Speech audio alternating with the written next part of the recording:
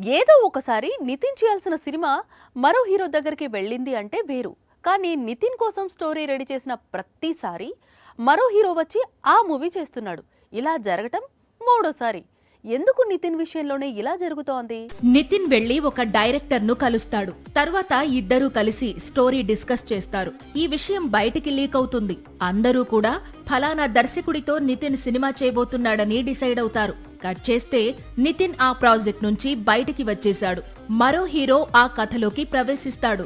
ఎల్లమ్మలోకి దేవిశ్రీ ప్రసాద్ ఇలాగే అడుగుపెట్టాడు. ఇక శ్రీను వైట్లతో ప్రస్తుతం శర్వానంద్ ఒక చిత్రం చేయబోతున్న సంగతి తెలిసిందే. వచ్చే సంక్రాంతికి ఈ మూవీని రిలీజ్ చేసేందుకు రెడీ అవుతున్నారు. కానీ ఈ మూవీని ముందుగా నితిన్ చేయాలనుకున్నాడు. ఇప్పుడు మరో ప్రాజెక్టు కూడా నితిన్ నుంచి వెళ్లిపోయింది. ఇష్క్ డైరెక్టర్ విక్రమ్ కుమార్ మేకింగ్ లో హార్స్ రైడింగ్ నేపథ్యంలో ఒక స్టోరీని అనుకున్నారు. అందుకోసం చాలా కాలం కథపై కూర్చున్నారు. కట్ చేస్తే ఇప్పుడు ఈ ప్రాజెక్ట్ నుంచి నితిన్ బయటికి వచ్చేశాడు. విజయ్ దేవరకొండ ప్రాజెక్ట్ లోకి అడుగు పెట్టబోతున్నాడని టాక్ వినిపిస్తోంది. ఇంతకీ నితిన్ ఏ చిత్రంలో నటిస్తున్నాడు అంటే ఇటీవలే విఐ ఆనంద్ దర్శకత్వంలో నటిస్తున్నాడని చెప్పాడు. ఇదో సైన్స్ ఫిక్షన్ మూవీ. త్వరలో రెగ్యులర్ షూటింగ్ ప్రారంభం కానుంది. సాక్షి టీవీ ప్రసారాలను నిలిపివేయడం చట్టరీత్యా నేరం.